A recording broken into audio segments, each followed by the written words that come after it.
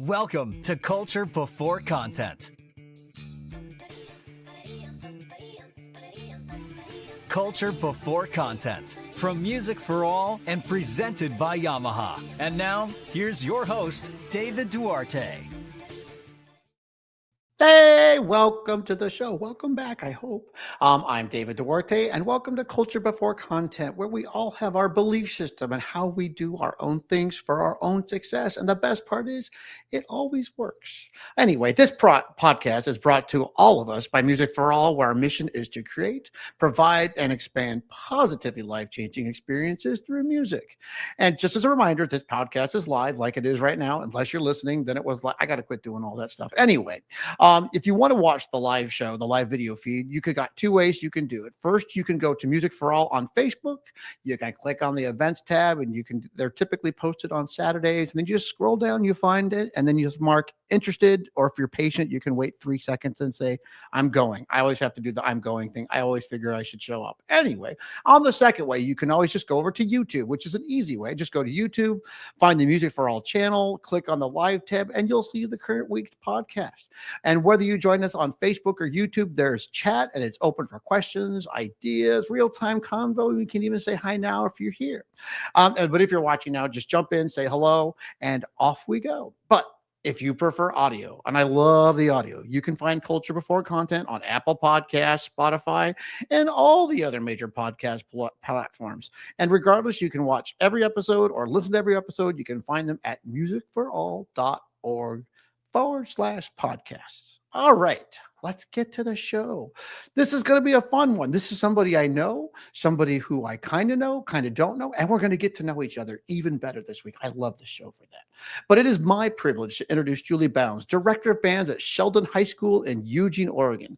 She's a graduate of the University of Oregon and a former drum major of the Oregon Marching Band. Go Ducks! Julie also serves as the Instrumental Music Chair with the Oregon Music Educators Association and serves as past president of the Northwest Association for Performing Arts, known as NWAPA up here, and also the Western Band Association in California. She is widely respected for her leadership, super widely respected, in all facets of her program, and just finished her Winter Guard season yesterday. And here she is being a guest on the podcast. So please welcome to the show, Julie Bounds. How's that for some energy on a Sunday? Yay! Jazz hands. Yep. I know. Here we are. It's all I have at this point. All right, Julie. Thank you for coming. I'm so appreciative that you're on the show. Yep. Why don't you tell us a little about who is Julie Bounds? I grew up here in Eugene, Oregon, and I would say, like, from a music education standpoint, I was really fortunate to grow up in an area where we had elementary through high school music education, and I got to have great elementary teaching. Loved, really interested in playing the piano from a young age. Not a super musical family, not anti-music, but not like my parents aren't band directors or anything. Really proud to be from Eugene. My family's been here in different facets since the pioneer days, like coming on the wagon train and other ways too. And so there's just a deep rooted sense of life here.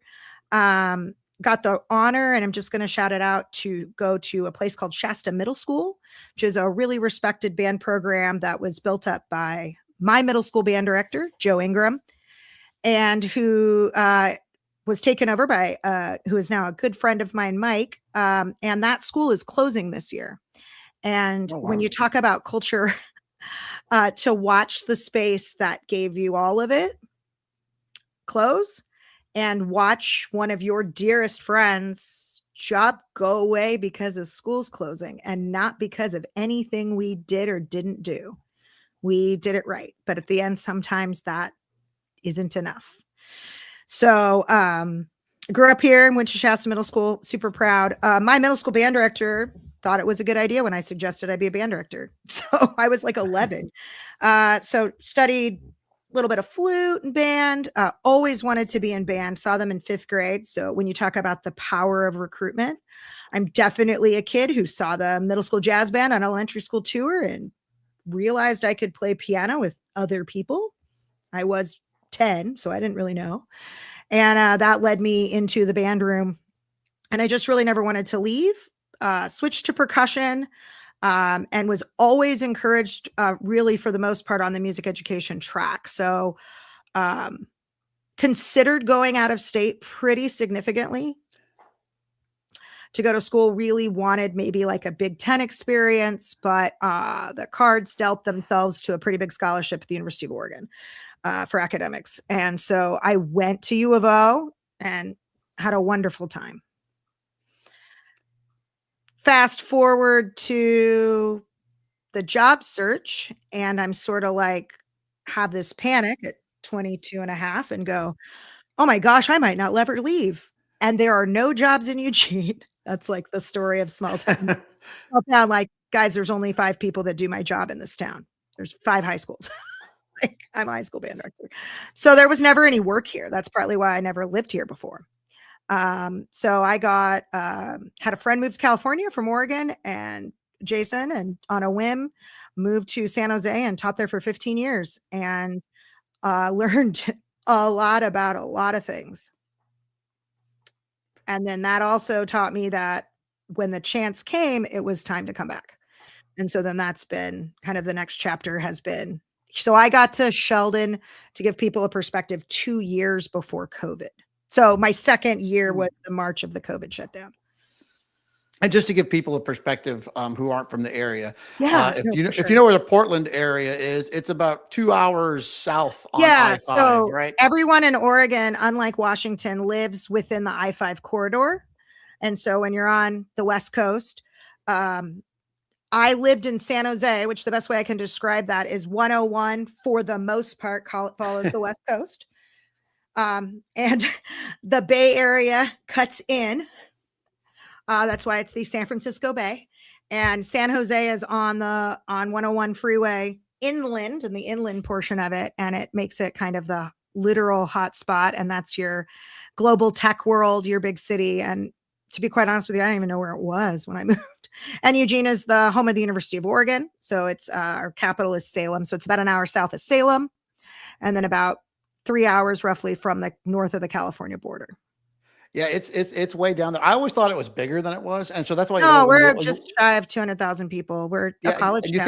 think University of Oregon, you're thinking this big city and all the sports and all those things. But I think that's when I first went there and realized it's not a large city. And you're right, when there's only like 5 jobs in the entire city, and you want to be a high school band director, right?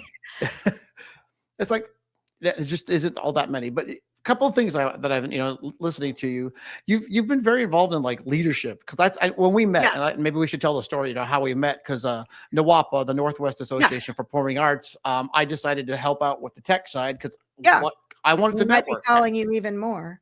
Oh, that's fine. But that's the culture of networking, I think, is something that I was talking about with Craig over at work. We're talking about bringing people in and how we meet people, and that, that's my jam. And I'm a transplant, so I came up here and I literally don't know anybody. And then what I found out is I live in Clark County, which is, maybe 15 high schools. And so, I'm connected to Portland, but, trying to meet people, I didn't realize that little river that goes between our 2 states actually makes it pretty hard. And then it's a vast ocean. Yeah. So I came up with this genius idea: go work for the association, and then you probably will meet band directors. And guess what? I've met band, and that's exactly how we met, because we met at one of the festivals. Yep. And I think you were president at the time, and then it's a 2-year cycle, so like I'm in my 2nd year as past president. So yeah. So what do you think about what calls you for leadership? Like what the culture of leadership? What has made it? Because like I said, you're in Western, and maybe you talk about what Western Band Association is, what it serves. It's the California circuit. I mean it's. It feels like so long ago. It's changed so much. And to me, you're pretty much everywhere, all up. And pretty much, speaking of I-5, you're pretty much everything I-5 and then some, in terms of people that you've met, people that you've known. Yeah, that's true. So maybe talk about some of the networking, or like what the leadership has brought for you. Yeah, I mean, I think it really, if you know me and you know my family, we've been here. Sorry, my AirPod just keeps falling out.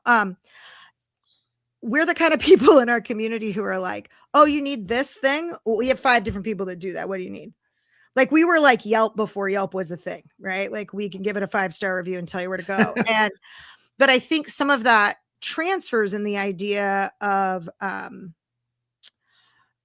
just being seeing problems or a need or something, and then you just, well, we're just going to solve it. Like, that's just kind of my attitude. And if that involves getting people to do a job for me or help my clarinets, or that's who I connect with to buy color guard flags, or I have this person or this person, like that sort of solution oriented, I think, approach is probably it. I kind of think I've always been a little bit of in a leadership position in music, partly because I always loved it. And then I knew I wanted to do it for a job. And when you're 11 and you know you want to be a band director, you go, well, then I should for type A, you go, well, I should probably apply for section leader. And then your band teacher tells you what that's like. And like I said, I had a good one. And so you start to learn the things. I'm sorry, I'm staring at the picture. I'm looking at all the kids on the screen that are doing it. And how much of that leadership transfers down to what your students like? How do you believe that leadership that you do transfers to your own band program? I mean, yeah. Sheldon and I are kind of a good fit this way. The culture of the program that I inherited, and I knew various people in the organization, either members or former band directors or different things. What I knew about Sheldon was that they had a strong sense of student leadership within the band program. And I just wanted to make sure, and this is probably sometimes where I fail, and am trying to figure out like the best way always to move forward with the skill, is empowering them at an appropriate level.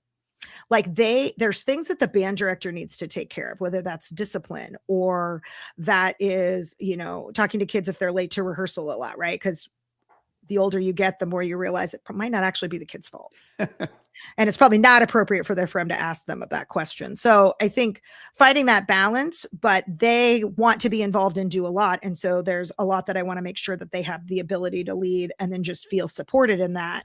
But that also means like figuring out how to balance my own load, like what I can give them, and following up sometimes when that doesn't work, or do you know what I mean? There's a lot of layers to balance that all out. But what I think it translates to is that I want to also empower them to do a lot of things. And so there's, I think, an overwhelming presence of student leadership within the organization. Well, the one thing I noticed, in meeting you, and of course I do that whole thing where I start to figure out what everyone's like. You have marching band, you have your concert bands, and I have everything. You have jazz band, and not only are you active, but and the reason I brought up the distance from Portland, because, in your state, I've been on the road every weekend for the last month and a half with kids. And maybe talk a little bit like what your schedule's like, and maybe tell people what you just did yesterday. I mean, all this, all the things, I love hearing about all the things and how much activity you have your students doing. Yeah. So I would say that we are a robust band program. So we have two concert bands. We kind of have, I call it the doubles. We got two concert bands. And we, I know, look at that band. That's a California marching band right there. We have two concert bands. I have a symphonic band of about 50 to 70 and a wind ensemble of about 45. Budget cuts are hitting Oregon, hard. And so I don't know if we're going to have those numbers to go to 3 concert bands. We're right on that tipping point. But for me, I like to stay big than small. We have 2 jazz bands. I'm fortunate that a community member and dear friend of our program, my friend Matt, who's a graduate of another high school in town many moons ago, he helps me with jazz band. And then those are my 4 curricular bands. So my job that they pay me a salary for. And then I only get credit for one of those jazz bands. So it's really 3 classes and I have to teach 6. So I actually teach 2 sections of history of rock and roll, part 1 and part 2, which I love. And I teach music appreciation, and I hope that someone else teaches it next year so that I don't have to prep all those sections, but we're making it work. I'm going to stand up for you here for a second, because I always say this. I've taught history of rock and roll. Yeah. I've taught music production, and last year would be my example. And this is where, we all say we could do things, because here's the thing. There's a lot of us out there that they're looking at the job market right now, and, declining enrollments hitting, and you say it too. It's like, I'm just on that cusp of like 3 bands, but are they going to give it to me? Right. So, when you have things like music production, you say, I can do this, I can do that, like marching band, music production, or history of rock and roll. You just said the magic words, the amount of prep that it takes to do that. And I took on choir last year, and I didn't think about it. I didn't think about it though, but that is a whole lot of That's why I don't do it anymore.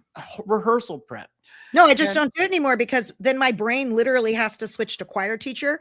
I have to practice piano. I have to think about vocal pedagogy. And then somebody brings in a broken saxophone. I can fix that. And kids are needy. Oh. I fixed it last week, Barry. It's always a moment when you fix. Yeah, so that's my daytime load. And I will say about history of rock and roll, partly why I like teaching it is because I have prepped it well. And so it isn't that I don't like the music appreciation class. It's that I could eat. A lot of those kids also just want my rock and roll content. So my student teachers under my guys are teaching it this year, and my colleague did a nice framework for it. And so it's still a great class, but I sometimes have to put music like rock and roll on autopilot because I'm like, lately we have an A-B schedule and I missed 3 B days in a row. Oh, goodness. So I have to just make sure that class can just go, and I've got a lot of video materials because I started really organizing it with my colleague in COVID. So it's all digital. And I know people ask, can we have a copy of it or whatever? I don't even know how to market it or put it together because, it's not all my content I generated, if that makes sense. Mm-hmm. And then also like, I don't know. It's kind of, they're like my notes. Do you know what I mean? It's hard to like take that out of your brain because I just orate a lot of it. Like the storytelling that like my grandpa's a big storyteller. Like I storytell that class a little bit. And so I've always thought maybe like even podcasting it would be a better way to share the material. But anyway, so those are my daytime classes. That's what they actually pay me for. 3 bands, 3 music appreciations. And then, go ahead. And then we have marching band first semester with the color guard. These are supposed to be stipend, I guess. And then we have a pretty robust BEP band situation in the Northwest. They do expect us to do 4 to 5 boys and girls games, home games, and then postseason, which my school normally goes into things for all postseason sports. Oh, wait. Your basketball team was super good, wasn't it? If I remember everything rightly. here is good. Like it was super good. You killed one of the powerhouses up here because I went 4 days in a row to Tacoma back and forth for yeah, I didn't have to do all of that. Luckily this year we just had one at home. It's interesting to balance my concert schedules because I actually have downloaded all of the OSAA Oregon State potential playoff situations for every sport. So I feel like I could like run a fantasy team. Like in this scenario, we'll win. And then I have marching band in the fall. We have a very, very long-standing tradition of an outstanding football program that I will say very blatantly and very clearly I am proud to be a part of. And I am honored every single day to work with outstanding men and coaches, and I get to work with some really great kids. And I just can't say enough about the unexpected joy of that pleasure. I was treated well by my coaches in California, and this has been a really positive experience to be with them. And so if I could shout them out, I will. And then we have the basketball band, which a lot of people have to do that for a grade or a thing. We just have signups and kids come and it's great. And we're actually really great and have a great time. And then I have, my claim to fame. I have competitive color guard and I have, yes, you do. And I will say that I am more hands-on than the average band director. So I go to all the shows, partly because I've been president. And it's a choice. I'm not judging the band directors who don't go or I don't see there. But in my world, I come in and out and I'm around. And they just won back-to-back state championships. So our seniors have medaled 3 times in 4 years. We've had some challenges this year with our school district that I will say on this podcast, I'm hoping get resolved. That led to the folding of our JV team this year, not because of numbers, but just because of, I think, a lack of understanding of what we do. We are the only competitive marching band in this town. We are one of the only winter guards if U of O has one. We're the only people with a winter drumline right now. So when we talk about me being one of 5 high schools, now I'm trying to explain to everyone in this town what pageantry is. I'm like, I'm the president of pageantry. I can tell you how this works. And they're like, So we did not have a JV team this year, which was really challenging. And we just focused on the varsity guard and kept them going. And they won state championships yesterday. maybe you could tell us a little bit, because this is one of the things that when I moved up here, there's kind Yeah. of a difference between the Oregon system and NWAPA, or the Northwestern Association. Could you explain to our audience the difference? Like, because you participate in Oregon system, so there's Oh, championships. Jesus. You mean I know, sorry. right? There's the contra. Sorry. I'm like, you want to know about the acronyms. Yeah, well, I do want to know, because here's my thing, because I'm It's going very to kind of confusing. build up. It is very confusing, but it's very Very interesting confusing. up here. So you've got concert band championships, you have jazz band championships, if I'm correct, and then Oh, you we have a have championship for everything. and then you have NWAPA, which is a whole different set and a whole different circuit. So maybe you could explain how, or I mean, I think it's a fascinating story, but can you tell us how Oregon works? Yeah. So I feel like in some ways, though, I can relate it to the rest of America. And I will say this has come from my experience with WBA. Other ways that I think, if I could say like back to the idea of like, how did you get into leadership? When you move, you have to meet people. And the way that you meet people is by volunteering, period. It's not by getting your bands better. No one is there to see it because hardly anyone's in the hall. But if you're the one that shows up to state conference and you're schlepping music stands, whether someone told you to or not, you'll get pegged for the next gig. And then after you've worked a bunch, people might even elect you to do things because you keep showing up. Was that always in your blood, or is that something that you found? Or yeah, because I think, what do you say to a new teacher out there? Because I think a lot of us, get involved. Maybe more advice. No, I'm kidding. But I'm thinking to myself, because like I think to myself, what was the first thing I did when I moved up here? How do I get to know people? I made a friend. Yeah, I do have a belief, though, that first year I'm just going to teach my school, and then I'm going to slowly lead myself in. And that was the best thing, because then I met more people and more people and more people. And now, and then this podcast came to be, and I've met a lot of people. But I can only speak about my experience, I guess, which is like, so I get to California. My friend is a band director, first year teacher. He did that. So he was just starting to meet people when I got there, and then he met everyone because it's me. My college music ed professor, so the guy who was getting his doctorate, my friend Paul Cummings at Humboldt State, was doing his doctorate at the University of Oregon. So when I said I got a job in California, he knew my friend Ken Panicelli, shout out. He knew Ken because Ken was a band director in our district. Ken took me to the WBA meeting. Ken taught in my district. Then other band directors, John Byrne and Mike Boytz, shout you guys out, took me out to dinner. The first time they called, I had been sleeping for 15 hours after my first performance day because baby was tired. Baby band director was tired. So people reached out, which I think is important too on our side when we're on the other side of the river here, so to speak, of life, that we also have to reach out to them and meet them where they are. That may be coffee and listening to them vent. That might be giving a suggestion here or there. That might be inviting them to a conference thing. But I also just like found opportunities to serve, but that's like my style, my love language, all of it is through service, acts of service. And that also gets me in trouble because I get burned out and overextended. So that's one of the things I'm always working on. But, I'm at the person at school that is going to make sure everything from, I kind of have that tuba player vibe. I'll hold the door open. Or I'll go get this. And I think to a certain extent, I'm like known that way on campus. I mean, the girls softball team called me the other day to fix their microphone setup. It's like, why'd you call me? And they're like, well, you would try to help. I was like, well, that is true. I would try to help. So here I am fixing, and I did it. I got it all plugged in. It worked. So into a wire. Yeah. And so kind of the acronym thing, like, so there's, I think, two big things when we look at states across the country. And I think that's the best way to describe it, is that you have two big things that are going to happen. You're going to be some chapter of National Federation for high schools. So you're going to have some state association of athletics, and that is going to be different for everyone. So in Oregon, that's OSAA.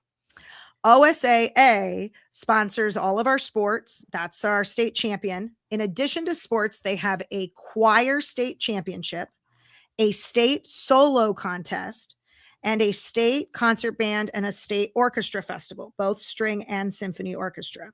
They also do have speech and debate, like Forensic League, like because I did NFHS, like the National Forensic League. or whatever it's called. So anyway, I did that. So that's one entity. So OSAA does that. That is ran really, we have like a rep at the state level or whatever. That's really ran by what you would consider to be our partner music education associations. And so that would be, think of NAFME. So that's Oregon Music Educators Association. Okay, so in most states, they do a conference, regional, or they're divided in some sort of region and state level, both your leadership team as well as your events. So we have a state conference. We run the band festival. Actually, I'm not even sure that's true. Let me pause that. So OMEA helps to run the state solo contest. But then our other partner organizations in the music education line, right? So if this is OMEA, everyone's also in a ACDA or a Oregon Band Directors Association. So Oregon Band Directors Association, because it's band, partners with OSAA to do the state solo contest. No, solo contest is music educators, OMEA, because it's all music. Choir, ACDA type people that I don't understand do that. And then Oregon Band Directors has some sort of leadership team and committee, and they have representatives that partner with OSAA to do that, as well as orchestras, kind of more with band. I'd call it like instrumental. Right. In many states, marching band is not part of either of those entities. And in Oregon, what happened is, and many places, is that we had a set of shows that were not unified. And over time, they've been unified to have common judging structure, all of that. So we have a circuit. And so the circuit actually offers shows because there's not really a standardized circuit in Washington. There are some for color guard or different things. I don't know anything about that. So don't hate me in the comments. I can't speak to it.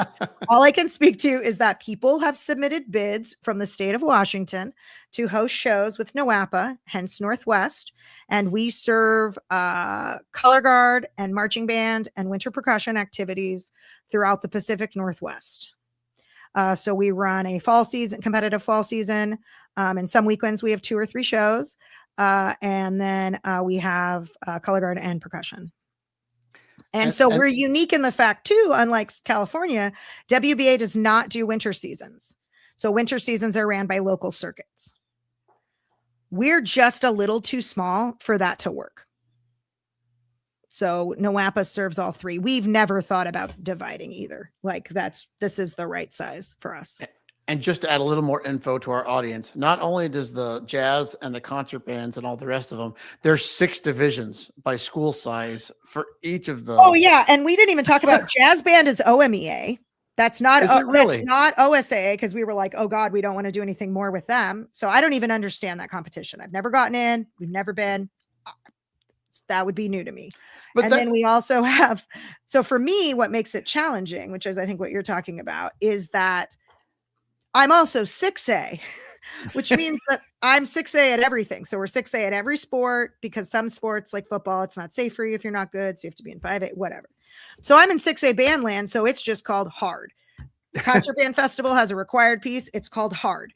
But just because you're 6A doesn't mean your life is somehow magically better than other people. So there's all those factors that don't go into it, like feeders and budget and funding and space and support. That's where I'm getting to my questions, because this is where I think we can finally have our culture conversation, because I think it is crazy the amount that you as a human being have undertaken as a band director, and not only undertaken it as a band director, because like I said, we're going to translate this to schools eventually, but you are like part of it on the running it side, but you also are the band director side.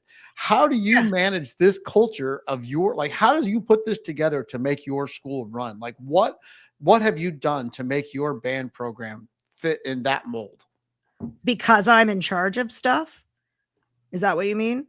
No, I mean, like, how have you made it so that your kids at your school have, first off, access to all these things? Like you have jazz band, winter percussion, concert band, marching band. You have it all. And you're not only, like I said, you're not, because not everybody does all of it.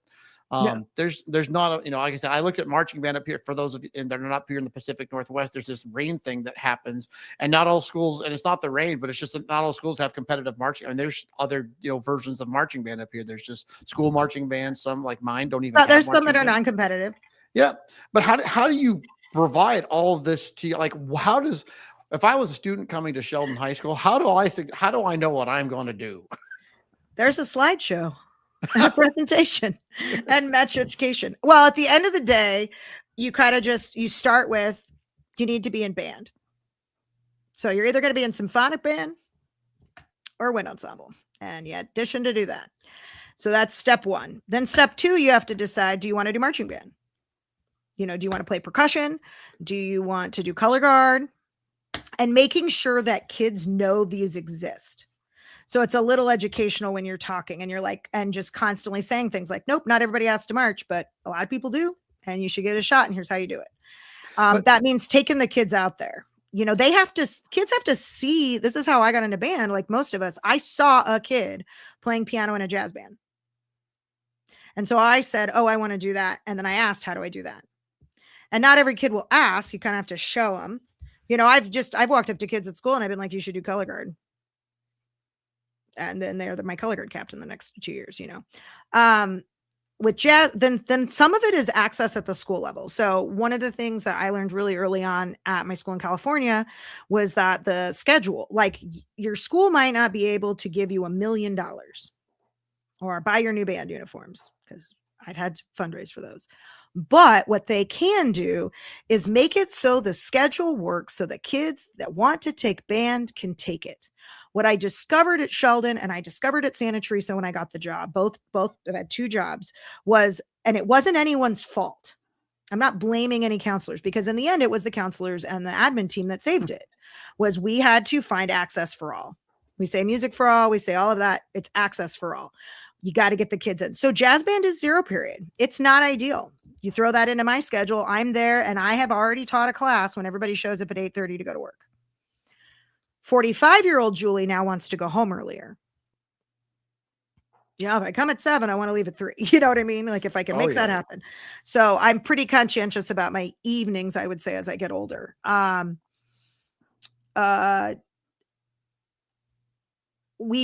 would say I use my student leadership teams to help make sure that we're putting out information. So like we have like a team of people, really, classroom managers, like band managers and such, and the drum majors and people on the band council. And they help me try to keep things organized.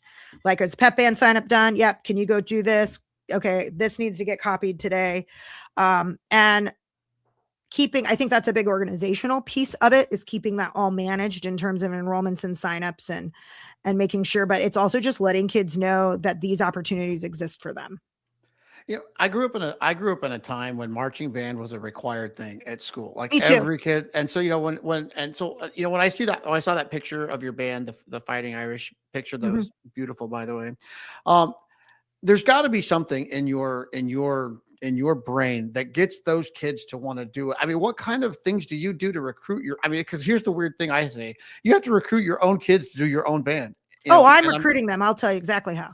But you said it too. I'll talk to this kid. Yeah. Next thing you know, they're in color guard. Right. I mean, do you have any things that you do purposely, or are you intentional about talking to kids? I mean, does the music, the history class, are you picking up kids from there? I mean, what are you doing that gets all these kids involved? Yeah. So everybody, I think band or any activity is like super simple. And I think that every kid needs to be in something. We did this project once at my last school where we took the roster and we tried to connect them with teachers and activities. Like, who knows this kid? Who knows that kid? Who knows about them? Who gets them in? Where are they at? Where are they doing? If a kid quits band, the first thing I ask is, do you have another group that you're participating in? What else are you doing? Are you on another team? Are you in a club? Do you work? Like, because we're not just sitting on the couch doing nothing with our life. Like, what are you in? Because that makes me nervous for you if you're not going to be in something with other people doing something in high school. Like, this is when you do it. I've really purposeful conversations with kids, just about how they're doing, just saying hi to them at the doorways, being in spaces, making sure that their like needs are taken care of, like in terms of like, do kids know where their reads are? Like, there's kind of everything is, at the end of the day, like, why were we in band? Like, band is fun. Band should be fun.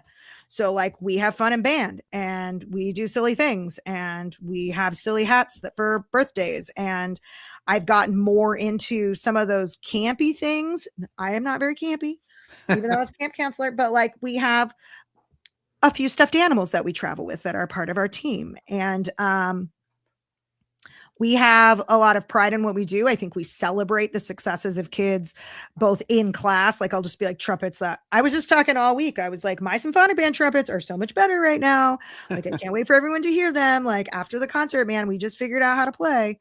So I think it's celebrating small and big successes. It's knowing and celebrating the kids who are in other things too. Like, there's no shame in playing baseball in the Sheldon band, but I may show up at the field and want to see how you're doing. So I was sitting at baseball practice the other day. It was a beautiful afternoon. I really care about the kids as people, and that's just who I am as a human being. I like people. I like knowing how they're doing. I like checking in with them. I'm a social person. And so sort of getting the honor to help raise these kids and be part of that village, I just think is really, really fun. And kind of the whole crux of everything is just when I'm planning the year, like doing fun things with kids. So for example, everyone goes somewhere. When I was a middle school band, we went to basically the outdoors 30 minutes from our house and we ran around and we thought it was the best thing ever. We brought sack lunches. I'm taking everybody this year has pretty much gone on a trip except for Symphonic Band. Sorry, Symphonic Band. But they're going on a road trip to Beaverton, and then we're going to play bowling and arcade games and have pizza. And I did that with Wind Ensemble after the festival, and they were like, this is amazing. And we like, oh, I should send Patrick this picture. Sorry if I just outed Patrick back in the back, but we should do. We love Patrick. I will send a picture, Patrick. I have, now we can reference a picture. I have a picture for you of the rubber ducks that we won at the Wind Ensemble event. Like an entire bag of them, like out of a claw machine. And we don't even know what we're going to do with them. So I think those are the kind of things, like, we went somewhere, we had fun, we played, but also I got to be really honest with you. Like, I like being good. Like, I don't like it to not be good. And so like, I think it's more fun to play well. And I think it's more fun to play well and then also have fun. And so do I have high standards? Absolutely. But I also really want to have a good time too. Like, it's really fun to play music really well. It is. And to get better at it and to be part of that team that's moving that forward. And I think that keeps energy going, within the program. Like, the program is energized right now. Like, I say things in Wind Ensemble, like, if you guys rehearsed like the color guard, you know how good we'd be. And those aren't some other far off wind ensemble that's across some river somewhere. That's the people, some of them in the band. Do you have kids that do both? Like, do you have wind players that are in the color guard or the wind? Everybody does everything at Sheldon. Like, so band kids are in choir kids are in band. Everybody does musical theater, from ushering to the pit, to the sound, to the lights, to the stage. Everybody's in it. We got drama kids. We got athletes. We've got everybody in between. I feel like I should I feel like I should just interview you and put a tape recorder down and just finally tell me things that you do. Cause I feel like you're one of those people that does stuff off the cuff, but for some of us that are like non-creatives, you know what I'm saying? Like, you said pizza and bowling and my brain went, oh, that would be super fun. And that's the kind of things that I think that are, we talk about. You can buy a package for it at any of those places. But don't you think band is like, sometimes it's about the moments that you have in band and not, and don't get me wrong. The performances are great and that's there, but we always have to like remember that there's the soul in each and one of these kids. Oh yeah. And just right now we're playing Louisiana Parish Sketches, Julie Giroux, and my good friend Noelle Freshner up at St. Helens High School. She lives near the river, like on it. her school, we went up there and did an exchange. Like, that's another thing you can do. Like, what can you do? I'm not getting on a plane with my band for a while. The world, period. Don't judge me. So my bands, Sheldon bands, were not getting on a plane. And so when I decided that, I was like, what are we going to do to have fun on buses and not be super far away? So we did a Portland tour. We went and stayed at a hotel on the University of Portland campus. We drove up and did an exchange at my friend's school, and then she did a clinic. We had free time for lunch there. Kids loved that. Everybody came back fine.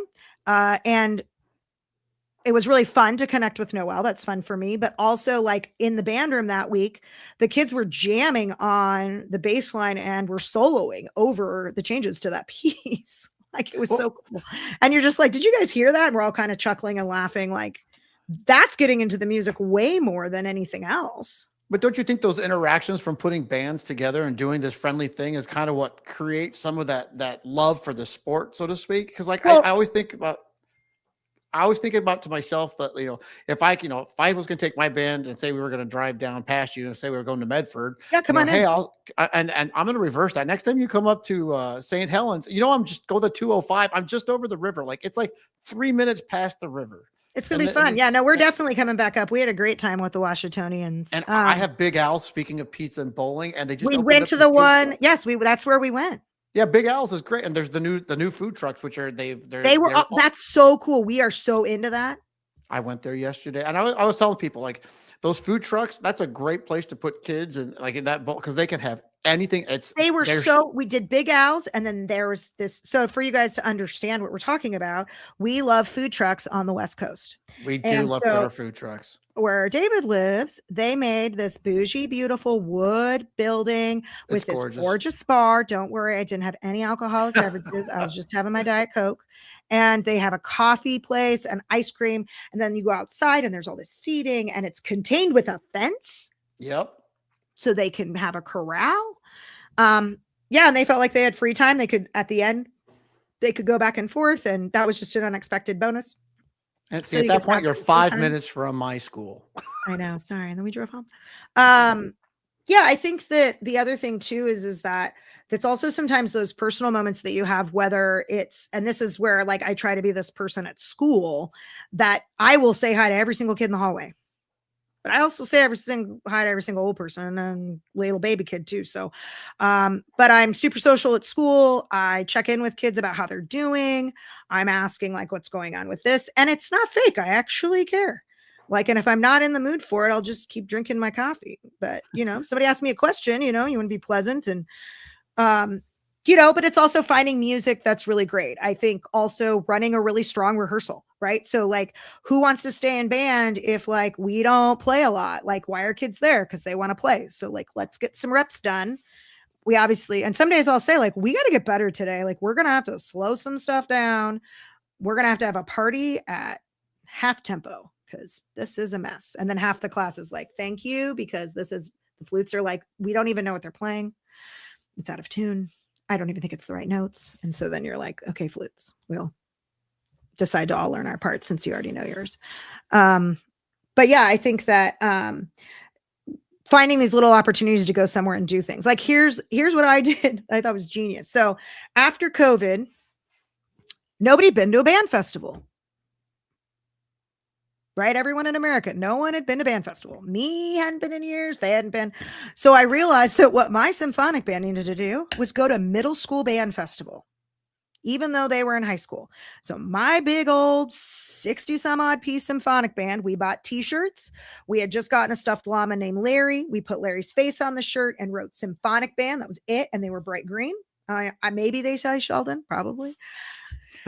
We all wore those shirts. We got on school buses. We went to my middle school, Shasta Middle School, and we played at their middle school band festival. And we ate concessions and pizza and so much candy. I bought them. I was the jazz band. Shasta's jazz band uses that as a fundraiser to go on their band trip. So I wanted to make sure that my alma mater got the cash from the concessions they needed. Right. So we made sure they were hooked up because we were kind of worried after COVID, like, who could go. Right? Like, will this festival fail? So I was like, well, what I can do is I can come to it and I'll bring 60 kids and we will spend hundreds of dollars on soda. And my kids were the kindest souls ever for every level of band they saw. Groups that maybe didn't play that well, nobody was judgy or rude. Everybody was like super, I mean, because for these poor middle school kids, there's 70, 60, 70 high school kids sitting in the stands all wearing matching green shirts staring at you. Like that's also a thing. So that was like really, and we took a group picture and we had a clinic, and that is how I eased them into going to festival after COVID. Then the next year we went to like a high school festival. So I will say I do something with all of my groups. Everybody competes, everyone goes somewhere, everybody does a mini trip. Like we're starting to go overnight now. And maybe we'll go on we've been on one overnight band trip since COVID. So like a multiple day one, but I think that helps, like giving the group like some common goals or activities to do together. I'm really going to try to do something new this year with the symphonic band. I just haven't figured out quite how to launch it, but I think we're getting close to doing it, where we would go on an elementary tour and then different sections would prepare a piece to play. So it's almost like solo and ensemble, but they could do like pop arrangements or like, and now here's the saxophones.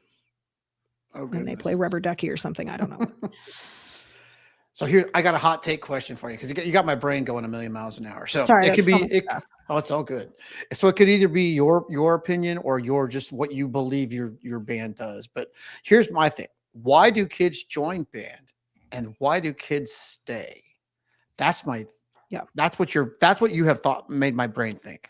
Yeah. So I think about the why they stay, and it haunts me because we don't always get it right.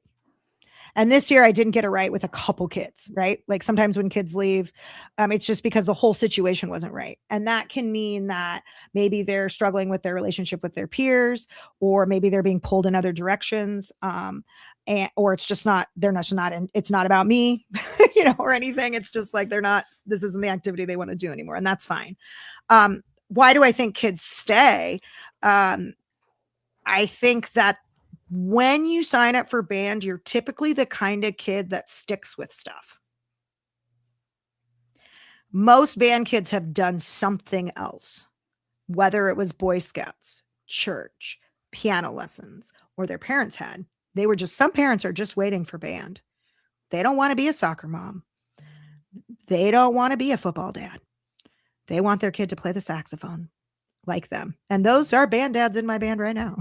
I just really wanted him to play drums. So I think that kids join band because we want to be part of something. And I do think there's a percentage of kids that join because it is fun to play an instrument. A little bit. Yep. And it is fun to do that with other people, right? So that's what pep band does. If you want to talk about culture, you get your pep band to be really fun and everyone wants to do it. And you have a great time. And you don't make it stressful or whatever, and you put some leadership in there and bring some pizza. And let me tell you, that is the place that my younger kids get to be social with each other, right? They don't drive yet. They don't want to go to the game and sit in the student section. They don't actually feel comfortable there, but they like being in the band. That's who they want to hang out with, other band friends. And those people join color guard when they don't want to play their instrument anymore. Or that's where they're like, we get all the band friends that do color guard. And it's because they're like, oh, wait, where are you going? And I get to wear makeup and a costume. And you're going to teach me how to do that. What time is rehearsal? And that's where a lot of our color guard come from, our band adjacent people. I get this feeling that you are relentless on getting your kids to do the things that you want them to do. I just have this belief system that you are relentless, and I don't mean that I mean that in a perfectly great way. Like, I wish I was more relentless about getting them to articulate better. Oh yeah, we can have that conversation. Oh God. But I was just thinking, when I moved up here to the Pacific Northwest, it's a way different culture for those of you who aren't from up here. It's way different. It's way different. I'm an Arizona person who went to Nashville, and then I came up here. And when I found out that there was no marching band, that I had to take pep band, my brain went to pep band like I had learned it in high school, which it was like there was the extra songs that we played when we weren't doing marching band, and that's what my Correct. version of pep band was. Correct. And then I didn't even know how to do basketball because we never went where I was Right. from, because That's they weird. played music and we weren't really involved, and they actually was Fine. written in the rules. So when I came up here, Right. Some people don't realize that, like, no, some places they don't let you. they don't let you. But here's my thing, because you're saying something, and I think this goes back to, like, we're going to talk identity for a second. But when I came up here, I was so scared of pep band, and then a friend up here talked about what's the identity of your band. The kids need an identity, and you can build around those things, like your winter guard, your drum line, your jazz band, your pep band, the things outside of the school day that are optional. Right. But when you're probably like me, they're optional for the kids. They're optional, but they all show up, and then they want more, and they want they're more. early, really early. My kids Yeah, are really early to everything. I'm like, I'm not going to be there until this time. And so I think to myself, that identity that it took, because here's the other thing. When I found out no marching band, here's how silly I was back in the day. How am I going to build student leadership? I don't have marching band. I wonder that about all of them. And I wonder about how robust it is. And I wonder how it works. And when someone tells me they have a drum major and no competitive marching band or a field show, I go, what do they do? And that's what does this person do? Tell me more. I think it's the culture of identity. And I would love to analyze what would your kids say is the identity of your band? Like when you're not around, how do your kids describe your band? Because I know they love it there. And you, like I said, you do so much, but what is that? What is it about the identity of your band that keeps the kids coming back? Because it goes back to that retention part. Yeah. I think they would talk a lot about the community, like that we take care of each other, that like we try to be like super inclusive, and that like everybody's welcome, and that we work really, really hard, and we're really committed to what we do. It's a lot of C's that we talk about, like commitment, culture, connection, that pride that we have. We're proud of all of the things that we do, and we work hard to be proud of them. And we're proud of the efforts that we do, and we're proud to be from our school and represent Sheldon High School. I can shout it out. I'm a historian. So this book right here is The History of the University of Oregon by Henry B. Sheldon. He is who our school is founded for.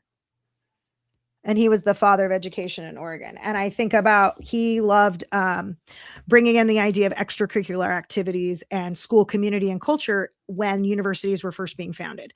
And looking at that history, again, it just goes back to like kids want to be along in something, and they see like, oh, they're doing really cool stuff. And because we're visible in our community, we kind of make Sheldon music and Sheldon band their world. Like everybody knows that we exist. Right? If that makes sense. Like in Eugene, everyone knows that the University of Oregon exists. There are many times in my community, and I'm very aware of this, where I say, I'm the band director at Sheldon, and people are like, oh my gosh, I've seen you guys at football, or, oh yeah, you guys have a concession booth at U of O. And so I'm also really careful with the kids about that image piece. Like, you are representing us, and we want to go out and we have to play the national anthem well. Like, we will run that before games, because that better be good. The fight song needs to be played well. Like, we're putting on a great show. One of the things that I think we do well at Sheldon is that because we have such a large football experience, it's very important to what we do. My role as part of that, I'm very proud. We won the best Friday night event in town, like experience, like cheer, band, color guard, like spirit. We won that student section in our town. And I think that really sums up like who we want to be. Like, we're for our community. We're the band of our school. And I think when they know that they're part of something bigger and that they can do it at different levels, that's accessible to them, right? That's really the more modern kid. Like, I can't do it all. That's fine. You could do this piece. I think that's also helped our numbers a lot, being flexible to who the kid is. Like, kids don't drop marching band because they didn't really sign up to do it if that wasn't the right fit. It's a profession that if we can get kids to go out in these lovely uniforms and put chickens on their heads, chicken feathers on their heads. Yeah. We are like miracle workers as band directors sometimes. And we need all these kids to go out in the world and be part of all of the other things in the world. We do, which leads me to my next thought, which is, oh my gosh, we've been talking for almost 55 minutes. And I was thinking to myself, what can I ask Julie for that last question? Because I think to myself, it could be a final thought. It could be, what legacy do you want to leave on your school? What legacy do you want to leave? You are like a multifaceted person. And I want to say this, and this is my compliment to you. Okay. The day I met you, and I remember it vividly because it was at the school, you made me feel like a part of the association like that. Oh, Like you were very welcoming, and I guess that we just started talking. This is probably yeah. the most we have ever talked, because we actually, because A, We we're had not time. doing a festival, and B, we have time, right? So, I'll give you the final thought of the day, and it could be anything. It could be advice to the youth out there. It could be advice to anyone. It could just be something that you're thinking about. But what does Julie Bounds has to say to the Culture Before Content community? I think about school right now, right? I've been thinking about it a lot because it's been a really challenging year. And there's been a lot of pieces of culture in my life that haven't been all working in tandem together. Because I think culture and organizations go hand in hand, right? You can have an organization, but if the culture is not great. And so there are various layers to that I'm not going to go into, but to say that making sure the cultures that I can control, myself and how I come to the world and how I want to be in it, how that relationship looks like with my students, my parents, and my community, and hoping to make the spaces that people are in feel supported, and that might be, school districts are going through a really hard time. Music teachers in our state are really struggling. We don't know if we're all going to have jobs. I think I'm fine, but, count my blessings every day and keep those butts in seats is important. But I think just, I am reminded time and time again this year, when it's been hard, to step back and watch them. It's like what parents do. Like they watch their kid just being in the world and they're proud. And that's kind of how I look at them, like how they were at the festival. Like people are like, you have the nicest percussion section. Like they came on stage and they were great. I was like, they are great. And to say like that to them, like, yes, they are great, and have gratitude for it. Like they're like, your color guard's fantastic. I don't make excuses. I say, thank you. They work really hard. And to sit back and see those moments. And in every program, they're big and small. The kid who gets the fingering right for the first time, or like actually has a read, is to be celebrated, not mocked, but even to just go up to him and say, hey, I really appreciated you've been so prepared lately. Like, wow. I think that's what I would say is that. And support, here's the wise words. Support is showing up, and support for these programs and these kids and these directors is about helping see them where they are. And I think we can do a lot to do that. And that doesn't cost any money. That is amazing. I want to say, like, you are just such an invigorating personality. I don't know if you realize how, like, it is impressive to me, because, like I said, every time I talk to you, I just want to know more. I want to know more. Yeah. And I met you in that, in that president role. Well, and you So met me just- like while I was like in my work zone, right? Yeah, My you were doing presidential your role, Madam thing, President role. and I was trying to do my thing, which was just do my service. And you do But your service well. I enjoy it. But let's talk a little bit about sharing of the emails, so to speak, Yeah. and sharing. So if you want to get a hold of Julie, you can email her at sheldonhsband@gmail.com. And Sheldon is always another one of the, it's not Shelton, it's Sheldon, SHELDON, if you're listening. So Irish. Sheldon High School Band at gmail.com. And I would tell you, she is such a dynamo. If you ever want to run things off of her or ask a question, you have got some great answers always. You are invigorating personality, and I appreciate that. Do we have, I don't know what to do with, I think that was the only socials we had for today was the email. I got so invigorated in the conversation, I kind of lost track of all the things we were doing today. But thank you so much for coming on the show. Thank you for my random text in the middle of a Tuesday. Hey, what you doing? Actually, I'm available. I know. Well, that also caught me off guard, and I thank you for saying yes, because I know when you said, "Oh, I've got Winter Guard championships," I'm like, oh my gosh. Oh yeah, I'll do it. I'm like, oh my God, you were such a sweetheart for doing it. It wasn't at 7 a.m. That's all. I was like, oh, afternoon. Perfect. we're just fine. There's still sunlight out here for a change. But thank you so much for being here today. And I thank you. And I look forward to the next time we get to see each other. And yeah, Yeah. do bring your band up and I'll, if I'm Absolutely. on It'd my be a lot of way, fun. it is a lot of fun because they learn better from other people. Who knew? Right. All right. All right. Well, I think we're here. Hey, we're still here. There we go. Well, thank you so much for spending that part of your day with us. She is such a fun person to talk to. And as we wrap this up, just don't forget, share these. You can share it on Facebook, share it on YouTube, put it on, share it somewhere. Let people know that this show exists. And again, this episode, along with all the others, if you're wanting to watch it and or listen to it, is available at musicforall.org/podcast. You can always go to my website if you're looking for some resources. I have davidduarte.org, and you can spell my name anyway. And you can always reach me along at david.duarte@me.com. And I have my little Instagram for the show page, which really is just a reminder to come to the show at Culture Before Content. And the before is before. But again, a sincere thank you to Music for All for supporting this show and helping us continue these amazing conversations. And just a reminder, I'm David Duarte. I'm your host. Thanks for being a part of our culture today. We'll be back in 2 weeks. Next week is Easter. Get some more time off. And I look forward to seeing you next time.